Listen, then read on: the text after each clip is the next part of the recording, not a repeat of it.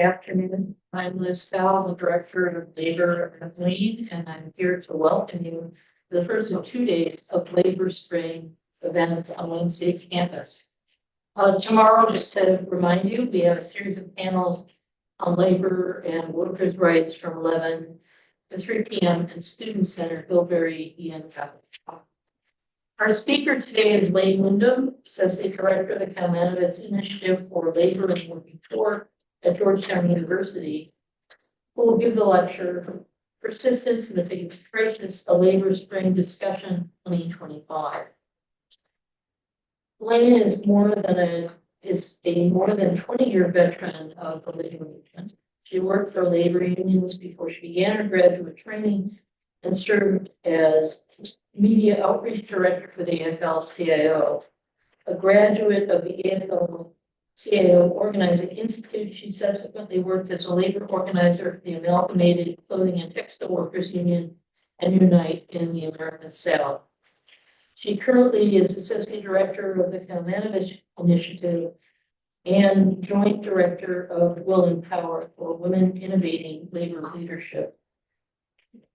Dr. Windham took her doctorate at the University of Maryland, College Park, where she wrote a dissertation, which subsequently was revised and published as Knocking on Labor's Door, Union Organizing in the 1970s and the Roots of the New Economic Divide. I should note that at least 2 people in this room read the book in my seminar, and I taught it the year it came out. My students are really listening. Okay. I didn't write a summary of it because I thought I could improv on this. But we have been engaged in a discussion about the importance of the 1970s and as sort of a marker for the precipitous decline of the labor movement. And Windham's book, Knocking on Labor's Door, effectively refutes that by pointing out the continuing labor activism in the subsequent decade and more.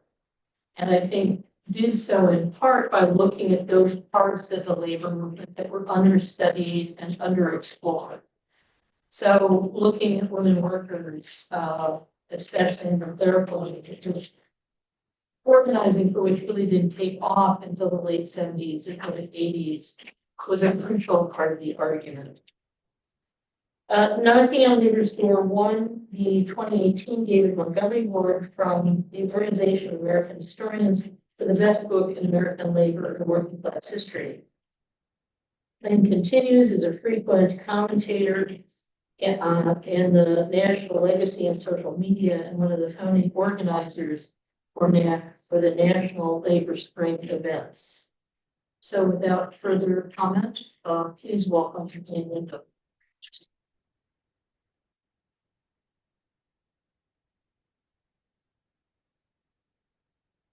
Liz, and thanks to you, thanks to Jamie for helping make this happen, to Jeremy for helping rig our banner, and to all of you for being here today.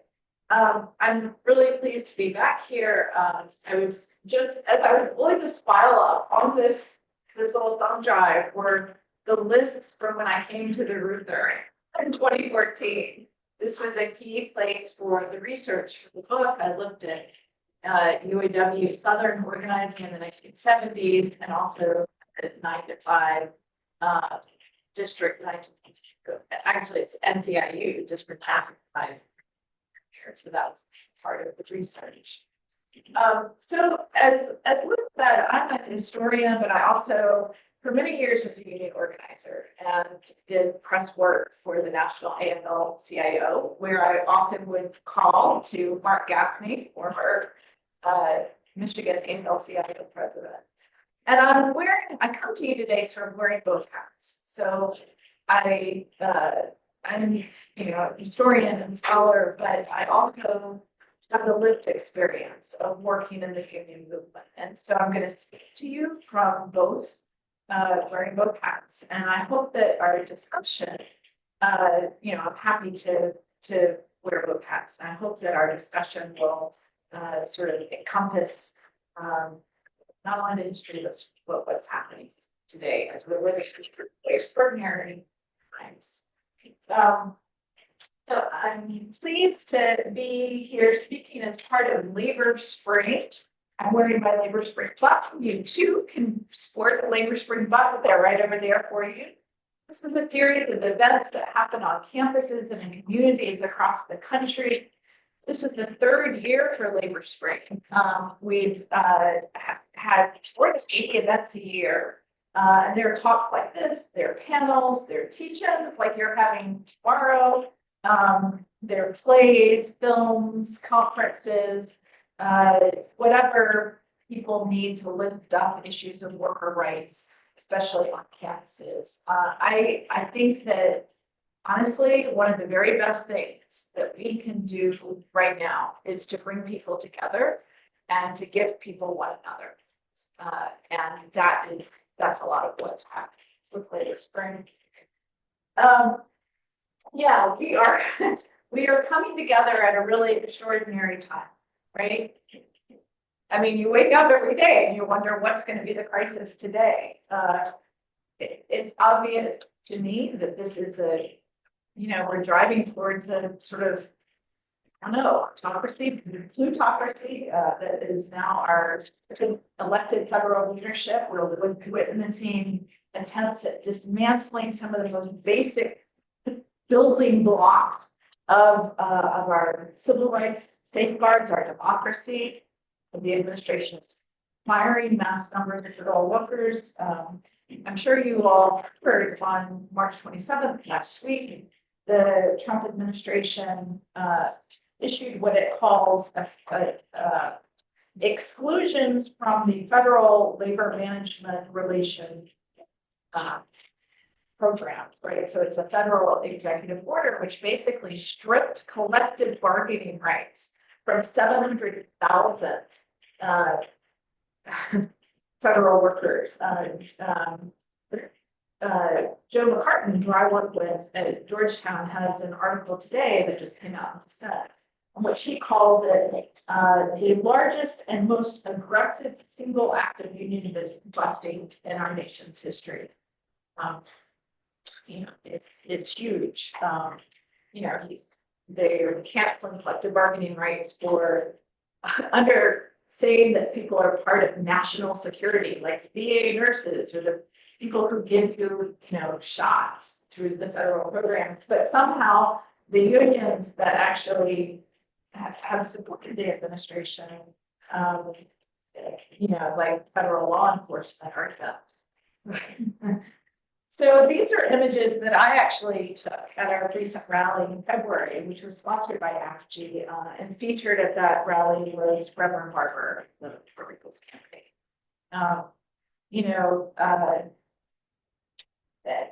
And meanwhile, of course, many of us know that unions and organized labor has kind of been the bulwark against right-wing extremism, right? And so, here we are. So how did we get here? This is the discussion. We were talking about this last night. It's a discussion I think that historians are going to be looking at for many, many, many years to come. But it does seem that the rise of a populist right-wing movement, it's global, right? And it's part of a shift in our social and economic order, what historian Gary Gersel has called the fall of the neoliberal order. Now, I don't think neoliberalism has fully fallen, but it is definitely a part of a shift in ideas. So that the erosion of the neoliberal order has sparked this global political backlash. Trump, obviously, in 2016 and 2024, but you've also got Brexit. You've got the right-wing populist fronts across the country. And I think the global pandemic certainly further undermined the public faith in government and in corporations, weakened the collective and favored the individual. And, working people globally have suffered mightily under neoliberalism. And the outcome of the election in November was in part a response to some of that insecurity. And of course, millions voted with their feet and just didn't vote, I guess, and stayed home.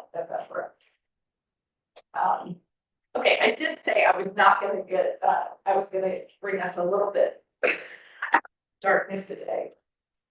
I think we should remember, though, that what is happening right now, right, is not the final word on the fate of whatever is going to happen after neoliberalism, right? We remain in the midst of a battle of ideas that's happening globally. I'm going to take you back and remember, following the Great Recession of 2008, 2009, there were new diverse movements that began to call for greater equity. Occupy in 2011, right? Black Lives Matter, the Me Too movement of 2017, Day Without an Immigrant of 2017. All of these grew from a new rights consciousness that itself grew from the weakening, what was left in the weakening of neoliberalism. So that also. We're also in a moment when, and I think this is kind of the same ideas that were under Occupy, unions are wildly popular compared to where they have been. The Gallup polling shows that 67% of Americans approve of unions, the highest level in nearly 50 years. And that's even higher among young people. We've been living through an incredible surge in worker activity. I've been around in and around unions for over 30 years, and I've really never seen anything like the last 5 or 6 years. We had the auto workers strike, the actors, the screenwriters, university workers, lots of activism, a massive strike. We've seen organizing among people, the Starbucks workers, Amazon workers, Trader Joe's, Apple Store, right? Also journalists, architects, nurses, museum workers, etc. We remain on the cusp of competing visions for the future. Some are neo-authoritarian, or unfully elitist, or anti-democratic, but others are egalitarian and envision a strong democracy in which working people have power, the planet survives, and the common good remains central. So what's happening is shocking and scary. But as all historians know, right, the outcomes are contested and are contingent, and the nation still has the ability to defend social and economic democracy. And so in spirit, I'm going to ask us to engage in a thought exercise in which we flip our usual response to the crisis. Usually in labor circles, we ask, oh God, what have we done wrong? 6% private sector union density, what have we done wrong? But what happens if we ask, what have we done right? What have we done right, even if we are not yet winning? And how does that help lead the way forward in this moment? Now, I'm not trying to argue that labor can keep doing what it's been doing. I do think, that there are obviously massive changes that are needed, right? But what this is an effort to learn from labor's battles, the moment when the entire nation is in a new kind of battle, right? And here's what got me thinking about this question. We have all watched in shock as the rule of law seems to not matter, right? We've watched the administration define the courts. How can they do that? We keep saying those courts are. How can you do that? Refusing to turn things around, emptying the federal buildings, denying collective bargaining. The rules and laws aren't functioning when the people in power don't pay attention to them. As a union organizer, that feels incredibly familiar. For years, we have had to operate under an extremely weak rule of law. The rules have not operated or worked. So what has labor done? How has labor dealt without an effective rule of law? Okay. So for years, working people have not had a real right to form unions, despite the law says they can. labor laws, in large part because it's not enforced, the law does not work for workers. They've sort of suffered outside the public view. And it is become nearly impossible for workers to jump through all the hoops that it takes to first win a union election and get collective bargaining rights. Now, I think I'm preaching to the choir here, but in case there's somebody here who doesn't know how you form a union in this country, very quickly, I'm going to remind you of the rather onerous process for forming a union. In this country, 30% of workers have to sign union cards. Usually the unions wait until about 50% of workers at a workplace can sign union cards. You take those to the labor board, wait 8 to 12 weeks for an election. And during this time, the employer has free access to hold meetings, campaign against the union. The union has no access inside the workplace. The vast majority of employers fight about their fire workers who are half right to union, half right to cut wages and benefits. There are no fines when the employers break the law. All they have to do is post this like little blue and white sign in the break room that says, "Whoops, broke the law." Employers routinely drag their feet on signing the union contract, and the law is too weak to stop them. These are images. This image is from the Newport News shipyard. 19,000 workers formed a union in 1978, and that was their union cards before they took them to the labor board.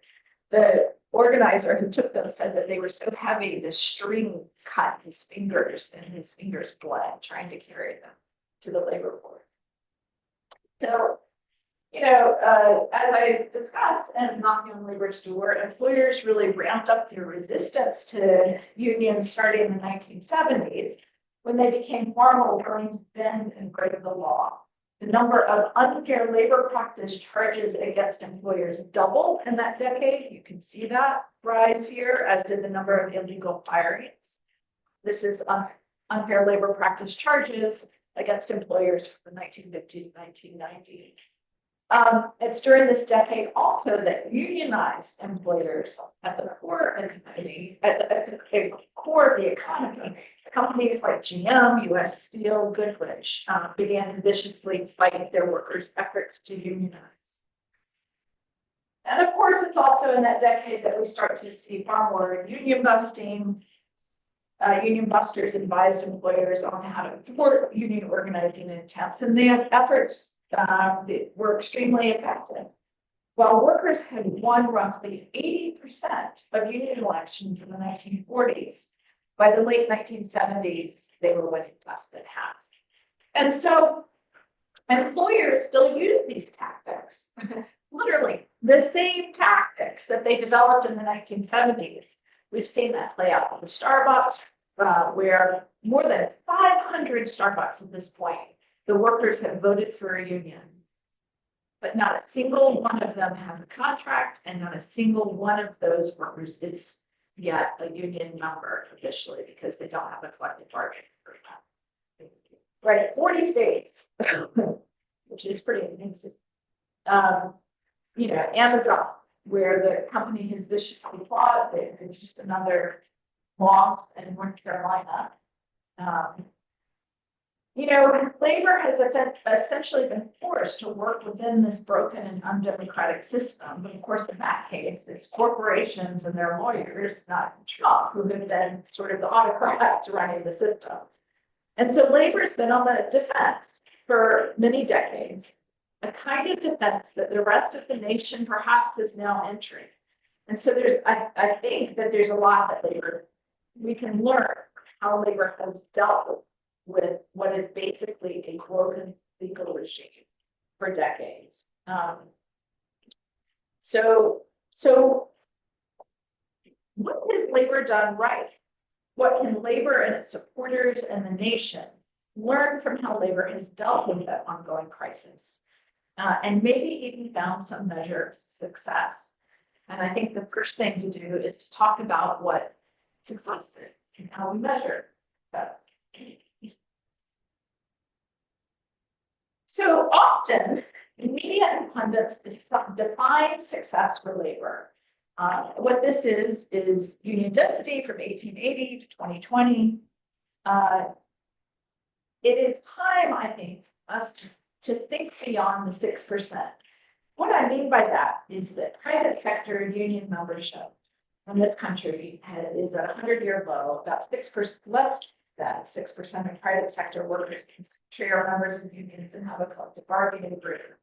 It's a little higher among public sector workers, which is no doubt a key reason why the Trump administration is targeting government workers. As of January, 32% of public sector workers have a union, about 10% overall. Okay, so often that is the mark that we hear over and over and over again. But is success an increase in union membership? That's certainly the bar that is set for us. But is it what labor should accept as success, or successful workers in their communities have more power and security in their lives? Now, workers haven't met success on either of those fronts. They, union membership hasn't gone up. They aren't necessarily winning more power. But collective bargaining is not the only tool, and workers have never only used collective bargaining. In fact, they have a deep toolbox to win power within what in the US is a very corporate focused culture and structure. And so as we're having this discussion, I'm going to argue that we should redefine success to be more about worker power, less about, density. And I could go back 100 years for this analysis, but I'm just going to go back 30 or so, and it's sort of staying in the neoliberal era. So one of the most important ways that America's workers have pivoted in the face of weak labor law over the last 30 years is they have figured out ways to organize and build power outside the confines of collective bargaining, and organized outside of broken labor law. Though such organizations are not entirely new, there has been a kind of explosion of the worker centers, associations in the 21st century, many built on low-wage immigrant work. There are the National Taxi Workers Alliance, which recently won back $328 million on back pay for New York City Lyft and Uber drivers, plus the base wage and sick days. Organizations like the Deliveristas Unidos in New York City, which forced a base wage $17.96 for delivery drivers. It also just won $17 million in back pay for DoorDash drivers and others. I could name many more. Rock United, the National Domestic Workers Alliance. Dr. Mia Michael just had the event here in February with Jennifer Giuliano, the National Day Labor Organizing Network, the Worker Defense Project, etc. Now, all these non-collective bargaining-based organizations aren't entirely new, right? The clerical workers in Boston in 1973 built off momentum from the women's rights movement to help build a new kind of organization outside that broken National Labor Relations Board system. They formed a group called 9 to 5, which challenged the entire way that women were treated in the office and helped drive a cultural shift. They used many platforms to build power. So, for example, PR. They would hold bad boss contests, and so notoriously, one of the people who got the bad boss award was the guy who required his secretary to sew up his pants while he was wearing them. Right. So this guy gets the bad boss award. They were among the first groups to leaflet shareholder meetings like Boston-based banks and used civil rights law to provide open access to professional jobs and Boston-based publishers. They formed a sister union that was a union, AFL-CIO, First Local 925, the District 925 papers are here, which did work to get workers covered then under traditional collective bargaining. And in the book, I call them the foremothers of alt labor, which is a term that some use for these next generation of worker organizations. So what can we learn from these alternative worker organizations in the time of Trump, when the law is not working or functioning, and now I mean any kind of law? People can build multiple bases of power and can pivot. yes, we need to strengthen the law, but labor would have gotten nowhere if it only focused on trying to strengthen labor law. They had to figure out other ways. So, targeting corporations, 9 to 5 targeted those banks and publishers. I was just on Saturday at a protest at the Tesla dealership in Georgetown. I mean, so that's an example. I think Tesla's profits are now down 13%. One approach could be targeting the corporations. I've been thinking about, as Trump is targeting the Department of Education, right? I've been thinking a little bit about freedom schools from the civil rights movement, right? I mean, basically, people in the civil rights movement fought for equal access to school, and they created grassroots schools, right? And so I think that there's, perhaps you all will have some ideas of other sort of extra legal ways to build when the people in power don't follow the law. But I think one thing is true is that it is certainly time for labor and other progressives to ramp up our own education, right? And maybe not rely on the delivery mechanisms that the administration control. Another thing that I think labor got right in recent decades was a turn to supporting immigrant labor. When I first came into the labor movement, right, for decades, the official policy of the labor movement, Mark, you'll remember this, right, was some version of what the Houston area building and construction trades leaders asserted in the early 80s. If they're legal, then they shouldn't be in our union. We shouldn't be bothered. In 1999, the AFL-CIO Executive Council made an abrupt turn on immigration, calling instead for a legal path to citizenship for millions of undocumented workers and repeal of the law that criminalized hiring them. And the impact was enormous. Even though this immigration reversal did not usher in millions of workers into collective bargaining agreements, it did set a new tone and expectation on how the U.S. labor movement was oriented towards millions of undocumented workers, and put the weight of the Federation behind the national policy shift. The new understanding then helped give space and momentum to the worker organizations that I was just talking about. And it is clearly time for unions and related community groups, all civil rights groups, to lean into, not away from, solidarity with immigrant workers. Many unions and labor groups have been doing that, have been educating members on how to deal with ICE and supporting members who are detained. Another thing that labor got right in the last 30 years that I think we can learn from were the massive global justice coalitions of the late 1990s, which fought for fair trade laws at the height of neoliberalism.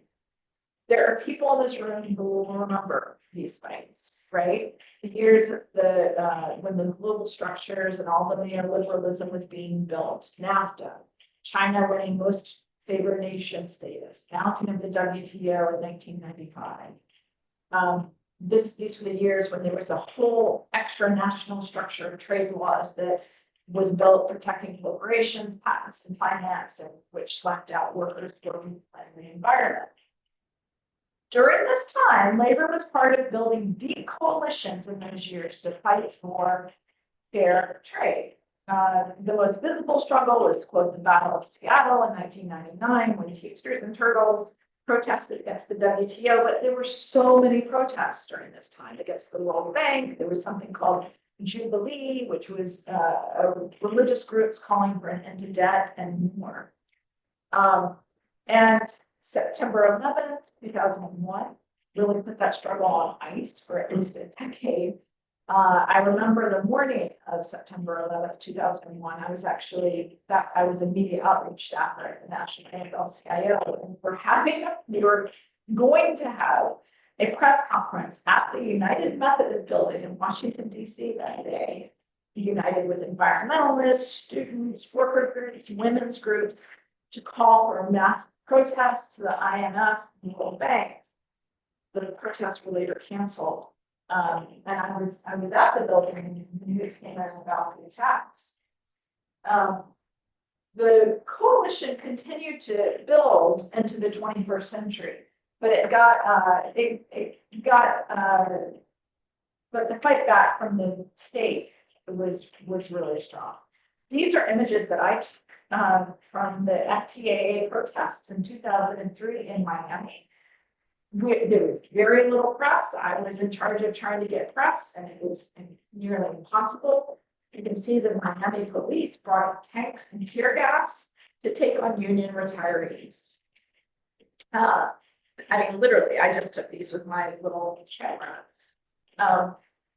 My point here is that I think that the time for deep coalition building is once again upon us. The general public is going to be a lot less upset about federal workers losing their jobs, right? People lose their jobs all the time in the public sector, especially in the tech industry. There are mass layoffs. But people are going to be upset about losing services. Their pay rangers, the people that help them with their Social Security, their funding for their schools.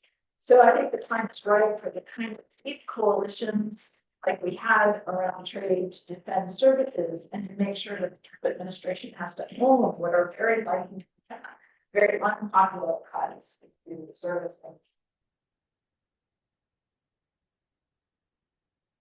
So bargaining for the common good is another example of the kind of deep coalition that I think we need now. After the Great Recession in 2009, the St. Paul Federation of Teachers pioneered a new approach to bargaining, now known as bargaining for the common good, where they literally would bring the people in the community to their bargaining table and include issues in bargaining beyond the traditional issues. So, beyond wages and to include restorative justice practices in the schools, for instance.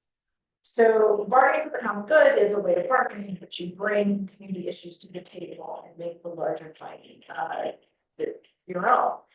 And bargaining for the common good has been particularly active in Minnesota, where the labor movement has joined forces and aligned with the other community groups to basically fight for an expanded social contract. And that's what these images are from Minnesota. After that teachers' negotiations, the union representing service workers, SEIU Union 26, aligned with community groups and began to build for larger political change. They formed a group called the Minnesotans for a Fair Economy, who adopted one another's rights and even shared staff. More than 10 years later, there were remarkable changes coming out of the Minnesota legislature. Free meals for all public school students, enhanced wage theft protections for all construction workers, whether you had a union or not, paid family and medical leave, $1 billion for affordable housing, restored the vote law and gave the vote back to 50,000 formerly incarcerated people, right? And so the lesson here is, I think, that we have to build those deep and broad coalitions in order to defend civil liberties, our communities, and worker rights. Another victory another thing I think labor has done right is to take the fight to the local and the state level. So an example here is the Fight for 50 campaign, the effort to bring a base wage to America's workers, especially at the state and city level. The federal minimum wage remains static, $7.25 an hour. Where it's been since 2009. So SEIU, of course, led the successful campaign, which inspired dozens of states to raise their minimum wage and helped an estimated 26 million workers win more than $150 billion in raises since 2012. Workers want this victory outside the traditional paths to growth, with the locus of much of the labor union's organizing efforts. I just wrote an article for the New Labor Forum. It hasn't come out yet, but they asked me to reflect on the John Sweeney. They're doing a whole thing for 30 years for the John Sweeney administration, and they wanted me to write an article about organizing. which I did. But as I was doing that, I was reminded that Sweeney's signature book was called America Needs a Raise.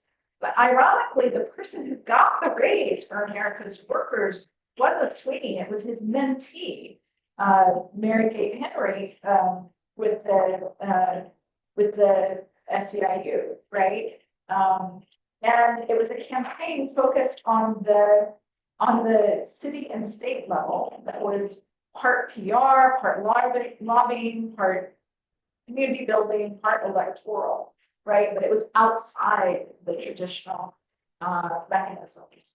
There's a lot we can do in blue states and blue cities, red states and full cities. And I think that we might turn our attention more strongly in that direction. For example, 13 states, I think Michigan, though maybe I'm wrong, have enacted mandatory paid family and medical leave. And it's often been a fight led by labor. It makes a huge difference in people's lives. Although I think that you all did just get a new sick leave law, right? That just passed here. So maybe you can tell me more about that, because I don't know much about it. Labor in this country has long been a pillar of social welfare, because so much of our social welfare in this country comes through employers, right? So labor has played an outsized role in the way that the American social welfare system has developed. And so now that that is really being attacked, I think that the local fights to universalize some of the things that labor has long fought for, collective bargaining, could be very fruitful ways to turn our attention. Also at the local level, remember, remind you of the teacher strikes, so 2018 and 2019, even before the pandemic, mandating more equity, there were more people on strike in 2018 and 2019, 500,000 a year than in any year in the previous 30. This is from the Washington Post, and it just, I don't know if y'all can read it, but it just lists all the different places where the teachers were on strike. West Virginia, Arizona, Oklahoma, Kentucky, North Carolina, Colorado, and more. But tens of thousands of teachers struck. They had overwhelming public support, something that teachers on strike in the 1970s and 80s did not enjoy, by the way. The Rep for Ed strikes are a reminder that people will sometimes do seemingly unlikely things and are often ready for more than we may give them credit for. And those strikes were not often led, they were led at the grassroots, right? Not necessarily by the headquarters, the union headquarters. Another thing that labor has done right that we can learn from right now is to model democracy in action. I was a union organizer. I saw how unions allowed working people to fully engage in democracy. There were often young people or young people who had never. The first time they voted was in the union election, right? But then when they got in the union, they registered to vote. And the entire political system seemed to be less remote to them. Their opinion mattered, their vote mattered through their union. They then served as stewards and elected representatives. Being in a union then was a lived experience of the democratic process. And then through their union, they got involved sometimes in politics themselves. In fact, unions served as, quote, schools of democracy, according to Dita Scotchpall and Lainey Newman. They're both Rust Belt Union Blues. This is a close-up look at Western Pennsylvania steel unions. Scotchpall and Newman argue that unions did more than just sway members to vote in the heyday in the 1950s and 60s. They actually offered community and social identity ties that encouraged members to be active civic participants and shape their political outlooks. Scotchpall and Newman show how union members once held wedding celebrations at the union hall, right? It was a part of life. But as unions declined, as union halls declined, union halls have been replaced by gun clubs and mega churches. they make the case that this vacuum left by unions' absence leaves democracy vulnerable to populist extremism. And their study looks closely at white working class men and offers some explanation for the rise in conservatism in this group. And I think it's an intriguing, analysis. Unions, of course, also undergird democracy by curbing inequality. The inequality skews democratic systems when all the social goods, political power, media, education flow to the rich. This is one of my favorite charts from the EPI, Economic Policy Institute, showing the inverse relationship between union membership and income inequality. So one way that unions undergird democracy is by curbing that inequality. Of course, is that too few people have full access to the economic benefit of a union contract. Unions also bring a democratic worker voice to America's workplaces, which remain among the least democratic spaces in the developed world. For example, the US is nearly alone among developed nations in still having at-will employment, meaning most workers can be fired at any time for any reason, any non-discriminatory reason, unless they are covered by a union contract. Philosopher Elizabeth Anderson argues that US workplaces are authoritarian private governments in which workers cede all rights. Unions counter that and reinsert workers' democratic voice into the workplace. When I was a union organizer in the 1990s, this is a leaflet that I made in like 1993. I spent a lot of time in working people's living rooms, right? Often in tiny, isolated southern towns. And I found that what motivated people most on wanting to vote for a union was that they wanted a say, a voice at work. They would often, the word they would say is a say. They didn't just say voice. So this leaflet is from a place in northern Florida called McClenny Products, which was a cutting shop. They would cut the cloth that was then sent to the Dominican Republic and sewn together and then brought back and finished, like tagged. And so they got around the tariffs by doing. But their biggest issue often was how they did their work, right? When people do have agency at work, there's a spillover effect. They expect more agency in the rest of their lives too. Unions can serve as a check on that alienation, disempowerment, right? Labor, however, is too small to be the only school of democracy. We have to rebuild those grassroots democratic spaces in which people have a real say over their lives.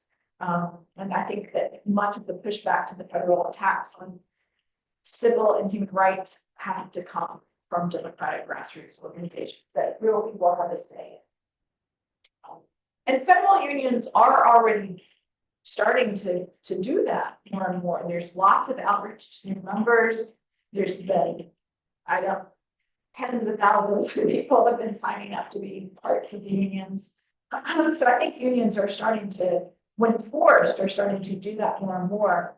I've also been intrigued by the rise of the Emergency Workplace Organizing Committee, which Liz, you mentioned the other day, has been active with you all. They're formed during COVID as a way to protect, for workers to protect themselves, and been grown into a grassroots network. Eric Block's new book, You're the Union, is about worker-to-worker organizing, such as that employed by Starbucks workers. These tactics, I think, are very promising in part because they make effective use of the huge interest in unions, especially among our youngest workers. Gen Z workers are the most pro-union generation alive, with stronger union support than boomers, millennials, or Gen Xers had at their same age, right? So this is the strongest, most pro-union group we've ever seen in recent years. And in fact, young people have been at the helm of another thing that I think labor has done right lately, which is that playing an important place in the fight of the day, campus organizing. There have been, of course, lots of organizing and strikes among graduate workers, adjunct professors, food service workers, faculty, and more. And of course, campuses are now the locus of much of the targeting by the new administration. They are clearly waging an ideological battle and engaging in a new form of red baiting and focusing on campuses. Not only has the administration limited the NIH funding, et cetera, but they're also, targeting for diversity policies, threatening to withhold federal funds, targeting now, people who work at universities, like postdocs who are from other countries, who are here legally but have spoken out. So now that higher ed is deep under attack, I think this movement that has been happening on campuses for the last 5 or 6 years is particularly important. Labor can serve as a new bulwark on campuses, and it has to do that. I mean, workers' unions have to step up to defend social liberties. They are doing that. They can't do it alone. Other citizens and groups concerned about the administration's actions are going to actually have to defend universities and defend workers at universities, because the administration has chosen campuses as a site for the fight. Which brings us Labor Spring. Right? Labor Spring is in fact a series of events on campuses like this one today, what you're having tomorrow, which I think are actually a really important part of the resistance, right? They create a space for campus workers and the community to come together around worker justice issues, to connect, to learn, to plan next steps. And so what I guess I would like to leave you all with today is this question, to think about this issue of labor, which has had to fight really, in many ways, an extra legal fight for 30 or 40 years. What are some of the tactics that it has developed? What has it done right? What has it done wrong too? But what has it done right? And how to build on that persistence that labor has been building for the last 30 years. And I'm sure you all will have some ideas on that beyond what I think. And so now I guess I would like to turn it over to you all, and we can have what I hope will be a discussion, right? Because I mean, we are living through, to be honest, I struggle like to come here and say, and I thought about listing all the things that are wrong. And I could have just done that. But my hope is that we can share our fears, but also talk about what we may see as some ways forward. So thank you.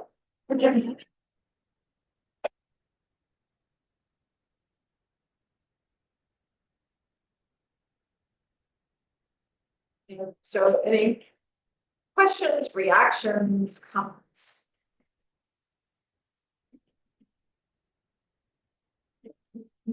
And first, thank you for your talk. That was wonderful.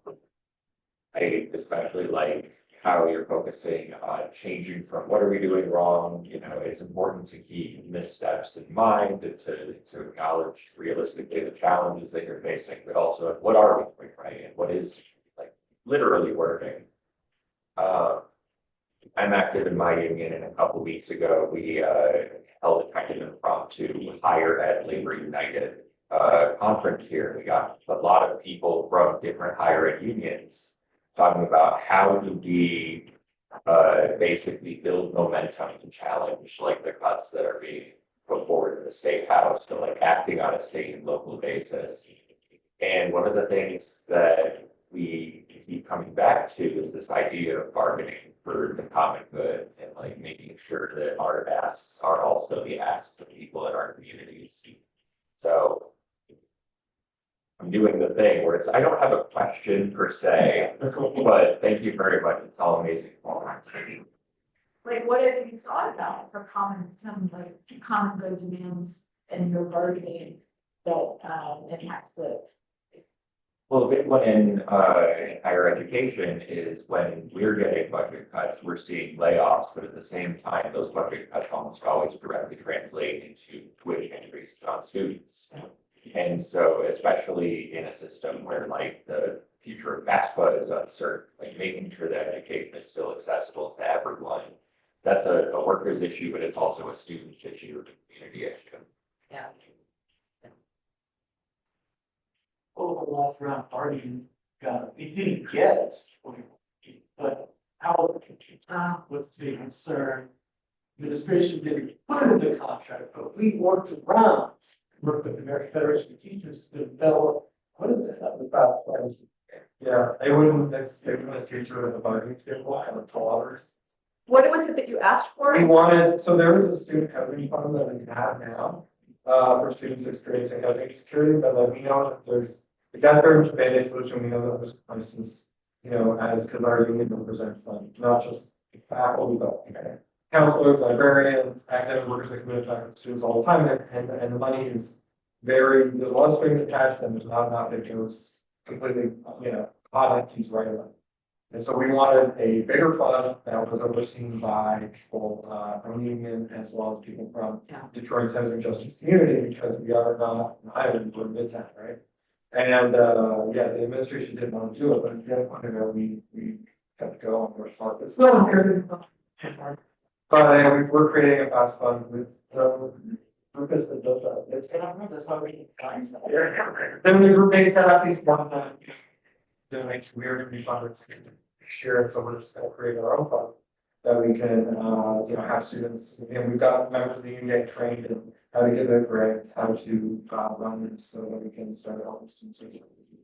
I mean, that's amazing, and that speaks to what, you know, because when you're trying to lift up students' issues, you have to connect to their groups and development.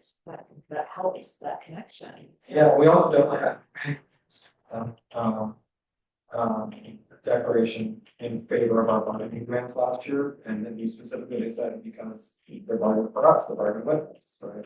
That I don't know. I just want to further like problematize this, because it's wonderful that our union's doing it, right? I'm so touched and excited it happened. And it's so frustrating that the administration would do something that's so like obviously charitable and good for the community. It like speaks to that common good necessity for the community and for growing Detroit.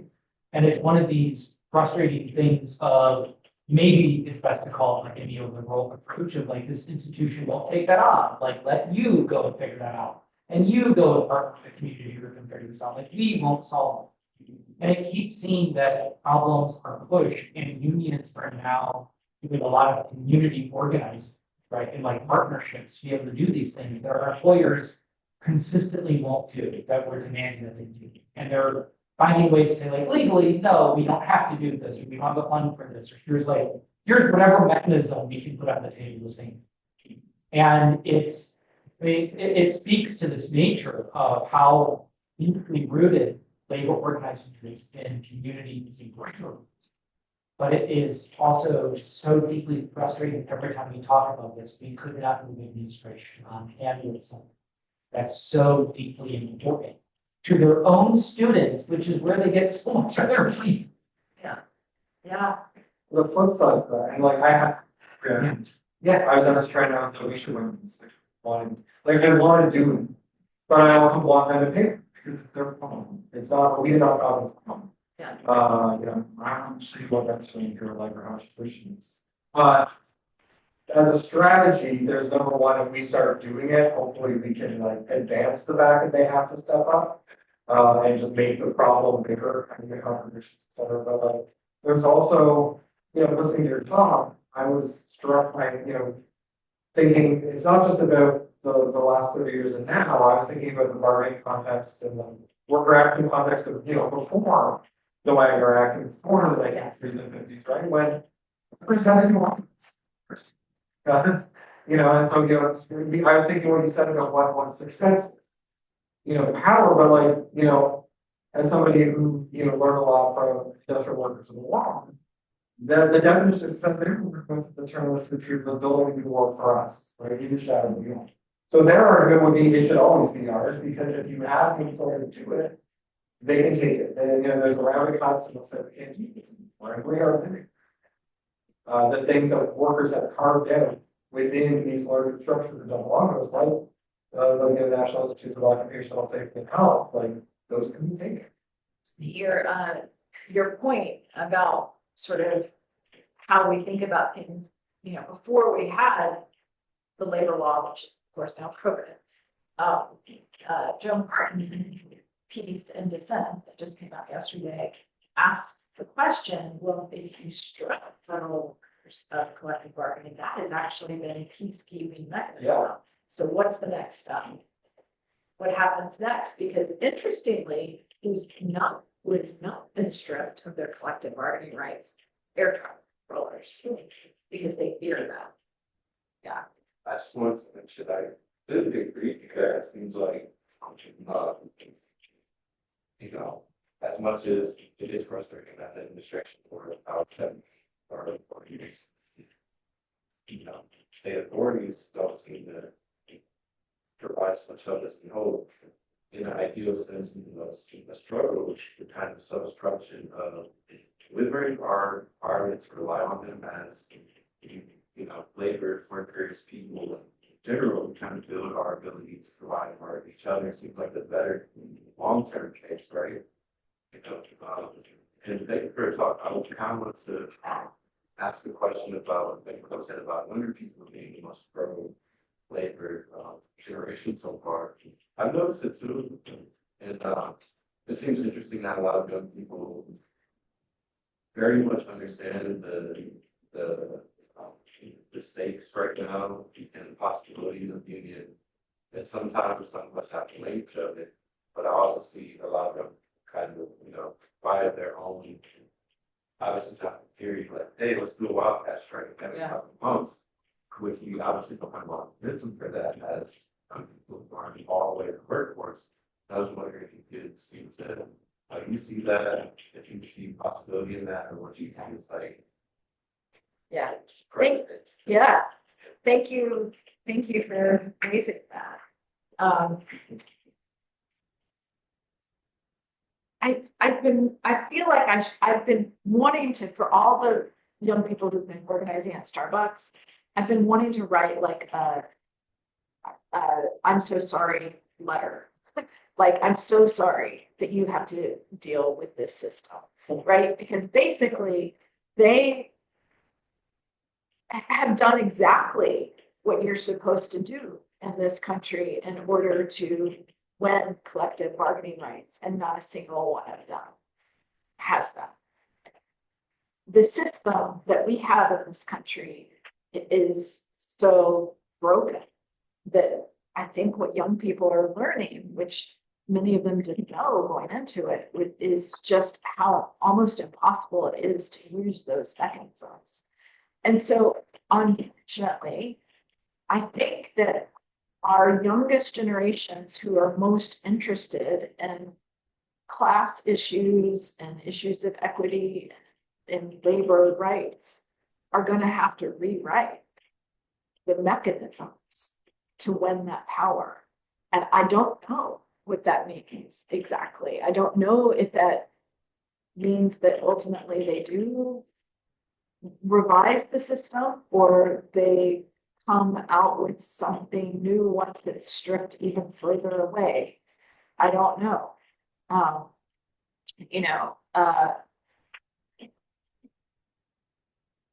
It's true that, that the call for maybe wildcat strikes, or even for a general strike, that people might not understand what that takes, but maybe that's how you get things done, is you don't know how hard it's going to be. I don't know.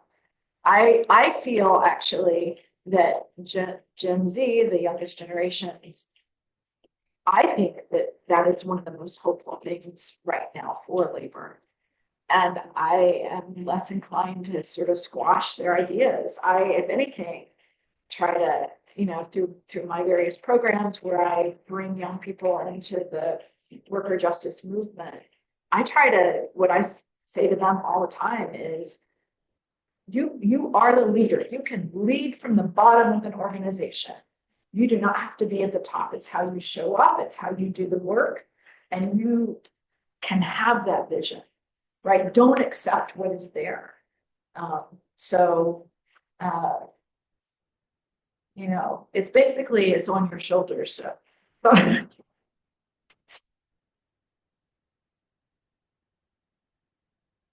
Two things, one of which is that when Ruth Milkman was here in September, she also argued about this cohort effect and how Gen Z sort of fills that, but she'd been working on this, I think, study, just talking about the various contributing factors to young people's organizing and their pro-union stance. But the thing that I want to say, being again a historian who started out looking at the 20s, 30s, is that this also is a ground that we could revisit, because one of the things that I am constantly talking about is the lack of media strategy and media access that gives people information that they can trust, but also generates knowledge and research to support this kind of activism. And it calls, and the person who popped up in my head was Mary Eames, who in Footnote to Folly outlines the 5 crucial things for a successful labor movement, and a labor press is part of it. And if you think about the dismantling of the press that took place during World War I, the elimination of these newspapers that have been nationwide, ethnic and labor newspapers that were destroyed, and the gradual sort of rebuilding of the infrastructure. That's where we're at, needing to rebuild an infrastructure of communication and information that undergirds our activism. Yes. And I would add to that, yes, labor press, but also which is related, is education. Mm-hmm. I mean, the work that you all do as educators and as students, do not discount it. It is incredibly important, that education. So sticking with that for a minute, that was one of the things that, excuse me, strikes me that a number of unions have done right outside of collective bargaining over the last 20 years or so. We used to have something called economics for union members. Is that, it was similar to that? It was an AFL-CIO program. Yeah, it was called, it had a different name. It was like Yeah. Common Sense Economics. There you go. Yeah, And the national AFL pushed it out to the state feds and to the local labor councils. And there were actually people who were trained in presenting that, Yeah. right? And then another example, we had the CWA pay an author to come up with a, it was very one-sided, but a book about why the economy is so bad. You know the book I'm talking about? Liz and I have talked about it. In fact, I think I gave it to you. Yeah. Yeah, so you had, well, one union, I was actually making this available to, 500,000 members at the union expense. This is a role that unions can play moving forward. I think we're down to so few members that most of our members kind of get it, but the general population obviously does not, right? And the proof of that is look at the way how half of the son of guns vote. They don't get it. And so maybe there's a role for unions to sponsor that education beyond our own ranks. It's on our own ranks, but beyond our own ranks to the community. yeah. I keep thinking about, we're not going to change the mind of about half of these sort of Trump voters. But I also believe, bit of an optimist, that there's a certain percentage, enough of a percentage, that we could reach and add it to the half of the nation that's progressive or sort of progressive to be a true majority again. But somebody's got to tell them about common sense economics. Yeah. How the regular person, especially non-union in the country, is getting screwed over. Yeah, and I don't think that program, I think it didn't make it past like the last 12 or 15 years. They haven't been doing. They were gonna re-up it and then they They didn't didn't. at the NAP, yeah. Yeah. Yes, and then you. Add to what you both were saying, like, I think one of the good things for working people in the social media age is like the massively expanded availability of ideas about labor, about democracy, about labor history. Like that when, when I was young, you didn't have them. Like occasionally somebody would like have a zine on a show that would talk about it. So like it wasn't in the newspapers, it wasn't on the 6 o'clock news, like, workers, labor perspectives, unionists were very encouraging. The places that did have labor workers, 19 pages of business and half a column of laws American right? And now for people who are interested, there's so much out there to learn about, not all, stuff, that is important and oppositional and different voices that we can use to again build an ecosystem of knowledge of our own. I really think the problem is not the content and the problem is not the people delivering it. We're delivering it accessible, smart ways. We don't have a distribution system where it's like, this is where I go. This is, because we're playing on another person's court. Yeah. And, they're shooting venture fire into everybody's feet and not shooting, more progressive voices. And we have our own kind of channels of production and distribution that we can keep building out. Absolutely. True. So, there was one more. Can we take one more? Sure. Which is, I feel like I know this distribution disparity as well, where even as much as we have the wider social media platforms to provide different perspectives on these things, I feel like it ends up funny. I'm not also but I've noticed when people start talking about, oh, here's a great TikTok I saw on Instagram.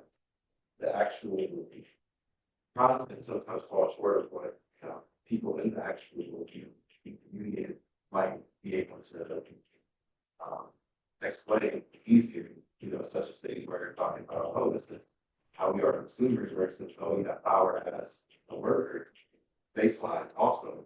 And I think that I'm sorry, I don't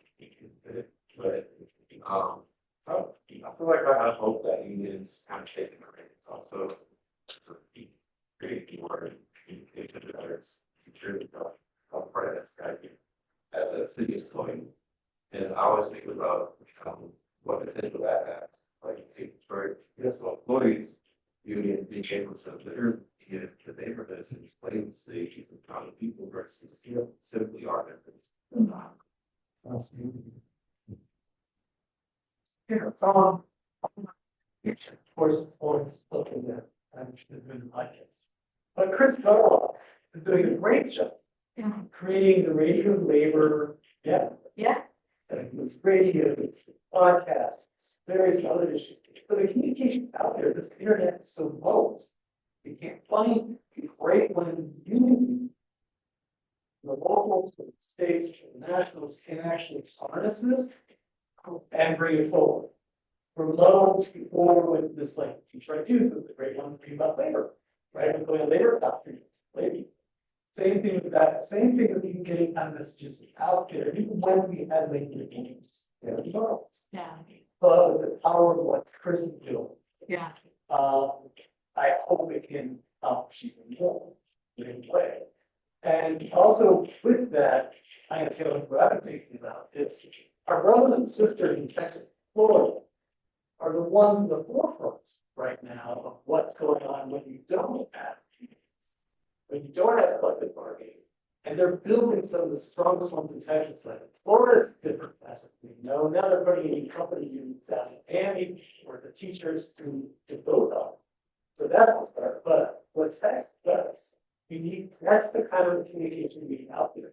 It can be done. They don't have collective bargaining, but they're building in Austin and San Antonio, Houston, divergent locals, colorful TLCs that are actually, so when they come out, when they came to Michigan and say, hey, this is, when we came right to work and said, this is how you do it, we're going, you do this every single day for the past 50 years, organizing nonstop, taking hours. It needs bringing that whole meeting together for PIC. We need to all be like Texas. On that note, I think we'd like to thank you